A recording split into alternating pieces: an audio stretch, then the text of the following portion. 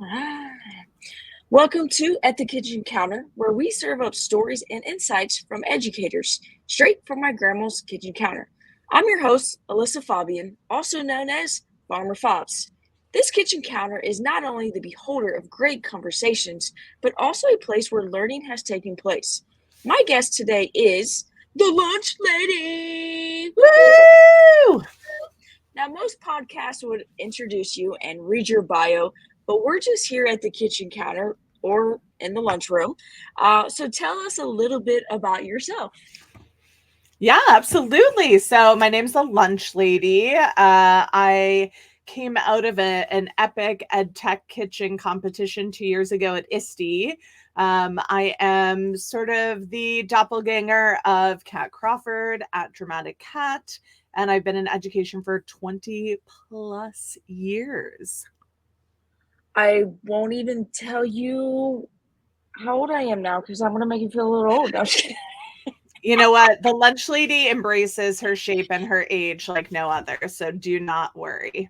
well, I love that you've been into education, and can you kind of tell us a little bit about like your first gig as an educator and maybe like why you got in as an educator? Because we all have stories, and I just love hearing everybody's stories as to how they got into education. Absolutely. Well, I was working in New York City. I had finished college and moved out there to work in theater. I had different jobs on and off Broadway. And at 9/11, I lost my job. So we kind of the stuff that we were doing closed and we didn't have anywhere to go or know what to do. And they were actually advertising becoming a teacher on television. And so we took our diplomas down to the Department of Education in New York City, and they placed us in a job. And so I went from one Tuesday having 9/11 happen and sort of dealing with that and being right in the city as it was unfolding to the next Tuesday teaching English and theater at John Adams High School in Ozone Park, Queens. Okay, I don't know how it gets any more epic than that. Right? That's pretty cool. I would never guess. That's why I love hearing how everybody got into education. Because like for me, I was like, my mom and grandma were teachers, and I was like, I am never going to be a teacher. I'm never going to do it. And then it found me, and so like magically, it just was like, no, Alyssa, like your destiny is to become a teacher because you just never wanted to be. But I love every minute of it. And so I always like love to hear as to why or how you got into education. So, um, a little thing about 9/11, I was in seventh grade when 9/11 happened. I'm I'm just just gonna glad throw that that. you were born. I was. I'm starting to feel old because I'm like, hey, when were you born? Like, oh, 2000s. And I'm like, okay, I feel feeling a little old, but you know what? I'm truly glad this all happened and you became an educator, and I got to meet you. And I don't feel like I would have met you rather if it wasn't for this thing called Twitter or X or I Yeah. mean, and Or the now it's Edu like Guardians. the Edu Guardians. You ever heard of that? And so, you talk about how like the lunch lady came to life 2 years ago, and I've heard about the myth, the legend, the lunch lady, but I never like knew what it was really about because I am new to this ed tech scene. Farmer Fobs about 6 months ago just said, "Hey, howdy y'all, yeehaw, let's do some videos with my animals and ed tech." But I've heard a little bit about the lunch lady and how you've come out and ISTE a couple years ago. Can you first tell us about the theatrics of the lunch lady at ISTE? Because I'm hearing rumors, but I just want to hear for myself. Like what is it all about? Well, I'm here to absolutely set the record straight. Okay, that is for sure. So Stephanie Howell and Evo were hosting this epic Google EdTech Bake Off at ISTE, and they invited a bunch of people to compete. And everyone on the calls were like, "Oh, because it's an EdTech kitchen, like I'm gonna wear like a chef's hat, and I'm gonna wear some kind of apron, and we're gonna go all out and all be chefs." And I was just sitting there like, you know what? I'm just not like other people. I need to do something different. So I came up with, after watching copious amounts of YouTube videos and looking online, that I would steal the sort of personality of the lunch lady from the SNL videos, cut to the SNL video clip. We'll put it in the show notes. Yeah. And basically, this was a character that Chris Farley had kind of embodied and is singing and dancing alongside Adam Sandler, one of the greats. And I just felt like there aren't a lot of like plus size role models out there. And I wanted to like embody this character that I felt like I could own truly. So I ordered all the little pieces. I had someone make this apron for me. I have a badge like with my legit face on it. It looks like a real school badge, and like put the whole persona together. And we came out 2 years ago and we won first place. And then I came back I again love this how you year. say we. It is a combined effort. Like it. Yeah, people ask me like, they want to know, like a lot of people didn't actually know that we were the same person. So there was a lot of shock and awe just like in the legit hallway of ISTE for the past 2 years. But I think once people kind of recognized who it was, they really started to kind of catch on that, like, she's really all about mystery meat, which we can totally talk about. And when the competition gets tough and she's a real big instructional designer with, tech focus, the gloves are off. So she will just get Okay. very impassioned and she just like rips the gloves off and they just, the gloves come off. I should have worn my gloves because I literally just had my gloves on because we just had baby chickens, and I should have worn mine because I could have ripped mine off with you. That was like intense. I love it. Yeah. Okay, now I'm actually a real farmer, right? Yes. And so when we talk about mystery meat, now when we talk about mystery meat on the farm, that could be a lot of things, right? But I would love to hear definitely about what your mystery. What do you mean by mystery meat? We got to know more. Hey, We yeah, let's and go. that's what Give it it's to all us. about. And it's such a great term because it kind of like begs people to like lean in with Lean in a little bit curiosity more, and right? like, I want to know more. And so one of the things that we did to unpack the mystery meat at this session that I had at ISTE was think about all the things that you get when you design lessons, right? So you're often given your standards or your topics. You don't have a lot of control over that. You don't have control over who you're teaching. You're given that as well. And so really the only two things that you get to play around with are the resources that you use and how you design your learning experiences. That's really all that you have as a designer to get excited about. And so the mystery meat is what you do with those two ingredients that you get to cultivate as a designer in such unique ways. Like recently, I found this amazing art project where this artist was studying immigration in different countries. And so he would take these old suitcases that he bought at Goodwill and he would build like a 3D replica of the experience of the stories that he heard from people who had immigrated to a new country. And when you would like open the suitcase, inside was this almost like a pop-up 3D card of their That's life cool. story. To me, when I saw that, I was like, immediately, I want to design a lesson around that. Like I could design that in like 7 different subject areas just off the top of my head. And it's so about finding those sort of like mysterious items out there that get kids excited about learning and get them really passionate about what it is that they're doing, the work that they're doing in the classroom. So to me and to a lot of people, that would be extra. You know, extra. Okay. And if you don't follow us on Twitter, and you don't follow the Edgy Gardens, you may not go like, what is Farmer Fobs and Lunch Lady talking about all this extra?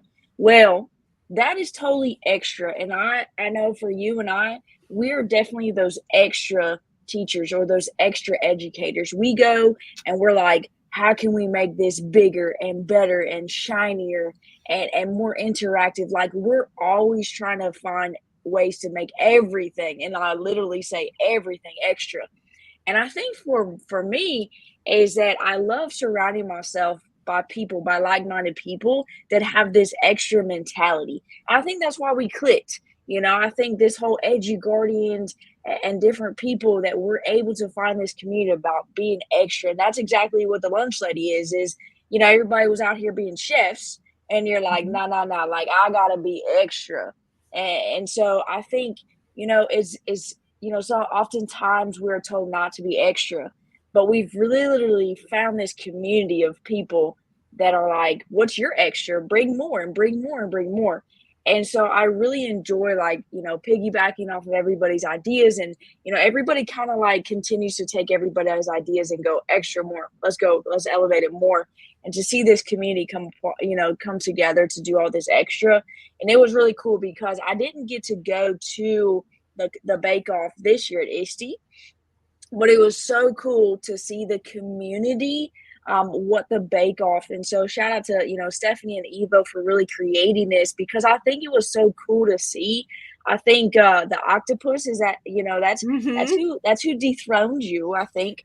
But I will Yeah. say it was such Yeah. a cool community because y'all are both edgy guardians. It was cool because they were like, be on my team, be on my team, be on my team. And but at the end it was this friendly competition where it really challenged everybody. But at the end of the day, like y'all was creating memes on Twitter and really having this like fun little moment. So, you know, I really want to ask you and maybe give those teachers out there that are might be listening that you know might be you know having this extra like this will to be extra, but are oftentimes frowned upon to go the extra mile or you know have more glitter and bling and what advice do you have for teachers that to tell them that it's okay to be extra?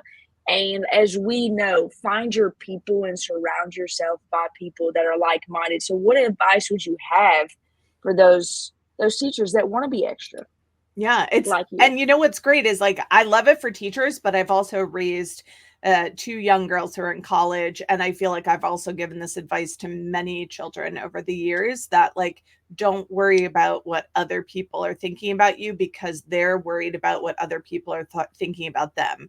And I think Yep. sometimes we're so focused on, you know, how people are trying to perceive us or understand us, and the reality is everyone's really just focused on themselves. And so you need to be true to who you are authentically and own that. And yeah, there are people that someone came up to me literally after the bake off and said this to me. You will not believe this. They were like, I was going to do the bake off this year. I signed up. But then I heard the lunch lady was coming back. And I was like, you know what? I believe that you're offering me a compliment, and I'm going to take that as a compliment, because if I scare you that much that you don't even want to compete, then you probably shouldn't, right? And that's Yeah. okay. You know, Yeah. and I think that goes back to this thing of like, you know, being able to like hold that bar high and Yeah. really push yourself to learn new things and try new things. On the flip side of that, as much as you go extra, you also have to be willing to come out there and like show your major fail moments. And that's something that I'm really big about is like, here, look at all these things that I did, but I want to walk you through the process by which I did it and how many times I hit a barrier that I thought this isn't going to work. But I'm not the type of person who just says, oh, the printer's not doing this, or I can't get this to work the way that I want it to, or it keeps coming out the wrong size. I keep iterating and iterating and iterating because that moment when it works feels so great to me. Is it like a yeehaw moment? It and that is definitely my It's yeehaw definitely moment. like it. I Yeah. mean, it's definitely, you know, like you kind of go like this printer just worked like yeehaw, but nah, it's a small yeehaw moment. Yeah, Um, it but I is. love But yeah. I'm so weirdly creative. Like I literally thought, and I'm not kidding you, that because I was printing on A4 paper, that if I changed my printer settings to the UK, that it would just automatically print correctly because now it knew the standard size paper was A4. That doesn't work. But the fact that my brain was willing to go there to try to trick my printer, Yeah, those are like mini moments of joy that I want to celebrate that's fun. in creative approaches to problem solving, you know? for sure. I think, I love creativity. Creativity. I was telling somebody today that like whenever somebody asks me to like talk about like my passion, I definitely go to creativity and collaboration. And like I even like made like the meme where like LeBron does like an and one, and I'm like, let's go. Like you're gonna allow me to talk about creativity and collaboration. Like that's my jam. And Yeah. so like right now, like it's back to school, and it's really an exciting time to be able to share all the fun things that I've been able to be a part of all summer. A big highlight of my summer was getting to meet all these awesome edu guardians in person. And that kind of leads to our next like little conversation part is, we met through social media and through the edu guardians, and just how we've been able to see this community come alive, and everybody's just really excited about learning. But one of my biggest yeehaw moments of the summer was definitely ISTE. And Mhm. also being able to work with you to really see probably one of the biggest moments come to life at ISTE being the trading card events Mm. at Figma booth. So shout out to Alex for letting us like she was in our Edu Guardian exchange, and we were doing a fig jam, and she's like, hey, we could do a trading card event. And I was like, hi, okay. So we Let's really do it. talk about like this excitement around education. I know that we share that passion, that we're just like, we love that creativity, that collaboration aspect. But to see other educators leave with a smile on their face and laughing and smiling. And I've been told that, a lot of people haven't seen that in a while, from educators. So, I'm gonna let you kind of like share some of your highlights from ISTE, and especially in the Edu Guardian community, and how, that's kind of like, regenerated this education, platform. And you've played a major part and really shouting the Edu Guardians from the rooftops. And so, thank you for that. And would love for you to share like a little piece about, the Edu Guardians, what we did at ISTE, and, kind of just hearing your take on all this fun stuff that's been going on. Yeah, absolutely. Well, I would say one of my greatest strengths is hyping people up and networking. And so I love when I find something that I'm passionate about, it has to sort of meet the metrics of the things that I value, which this does because it's a community that is sort of organically grown from educators, not from some kind of corporation. It's not funded from some kind of like outside entity. It's really just like a homegrown experience. And I feel like people were, kind of pushing each other online to kind of try Yes. this and go here and like connect with each other. And wow, that's so awesome. And I love what you're doing. And it was through that kind of community that I wanted to be more involved and create a space for this to grow at ISTE. And so for me, the first thing was, of course, our rooftop party the night before, getting to meet everybody for the first time. It was like running Yeah. down the Price is Right staircase Yeah. into each other's arms. Like it It was was so like that beautiful. meme of like the was it Seinfeld, and they're like, yay! Yes, exactly. And all the pictures that we took. And like, I don't feel like that type of kind of lapsed time that we got to spend to make our first introductions ever happened to get at ISTE. Everything else was like, oh, I gotta go, I got, and so like Yeah. that was really precious in my memory bank for sure.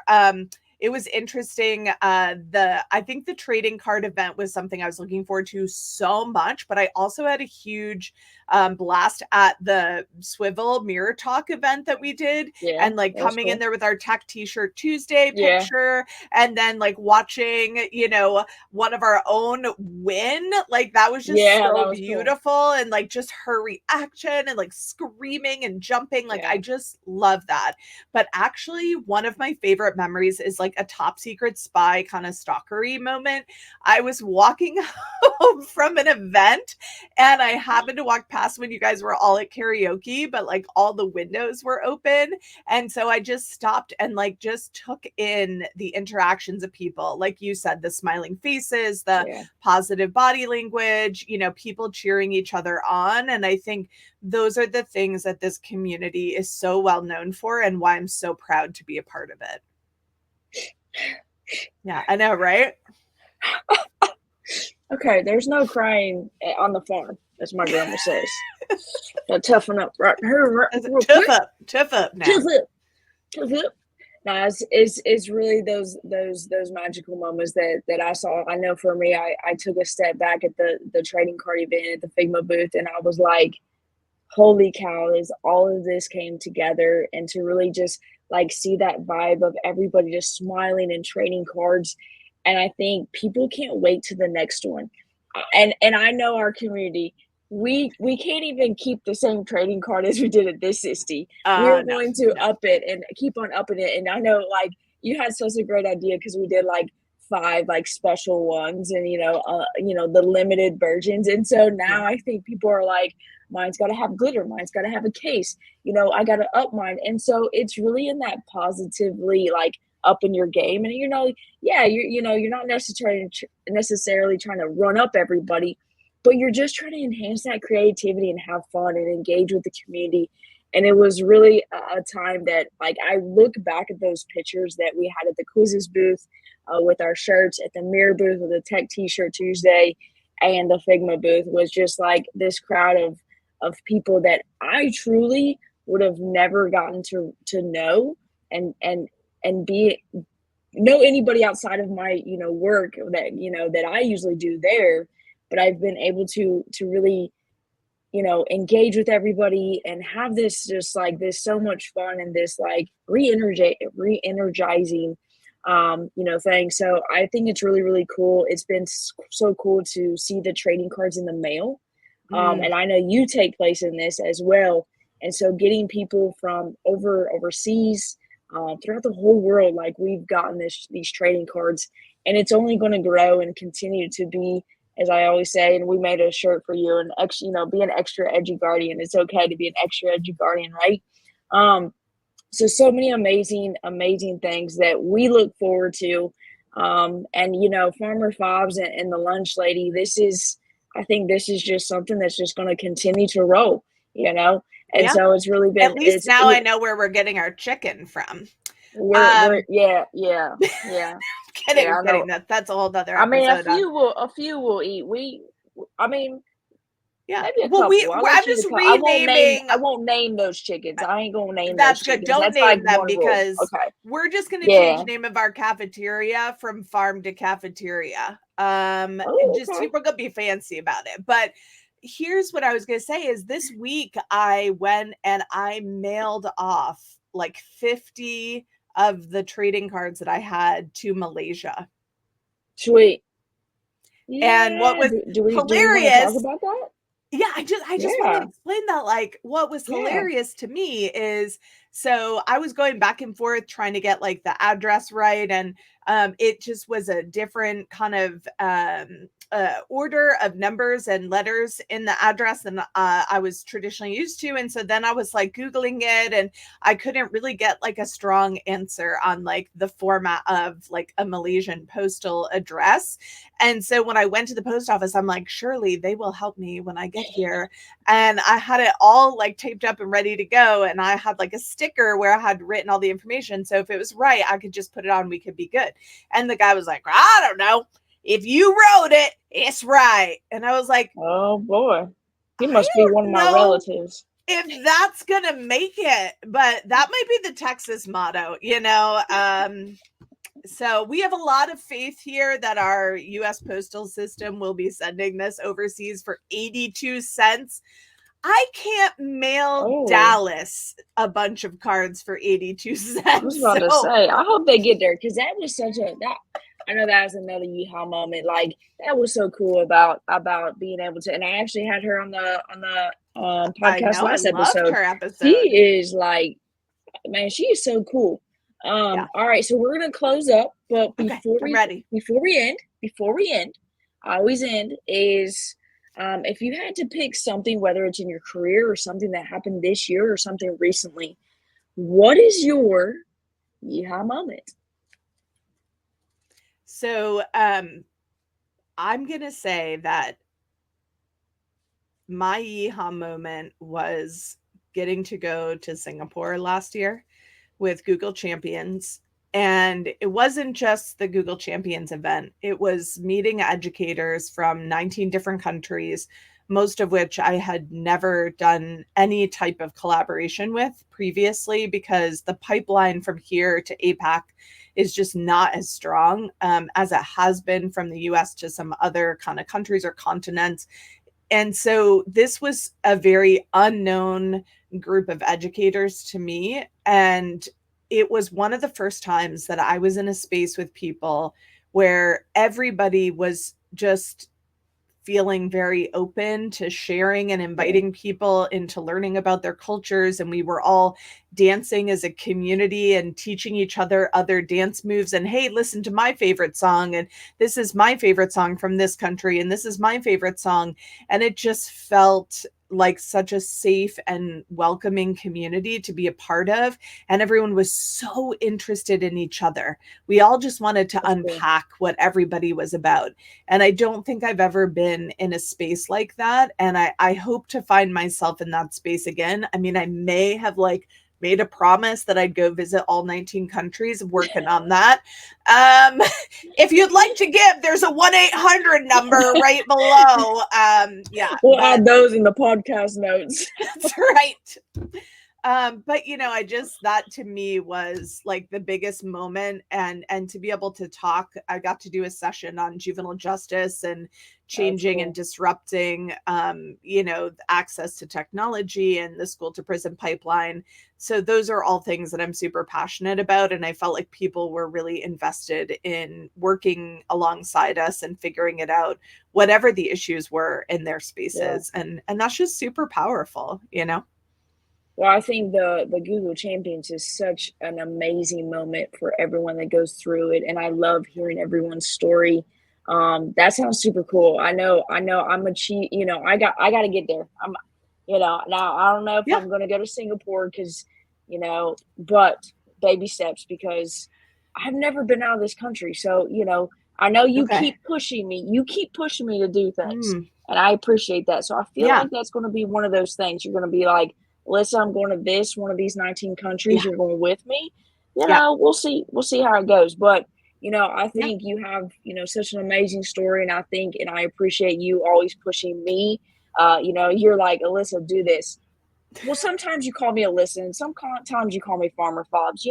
I kind of know the tone when you're like, it depends. It's like when my mom uses my middle name, right? But no, I appreciate you for always pushing me, and you're educating me, because I am definitely one of the babies in this world.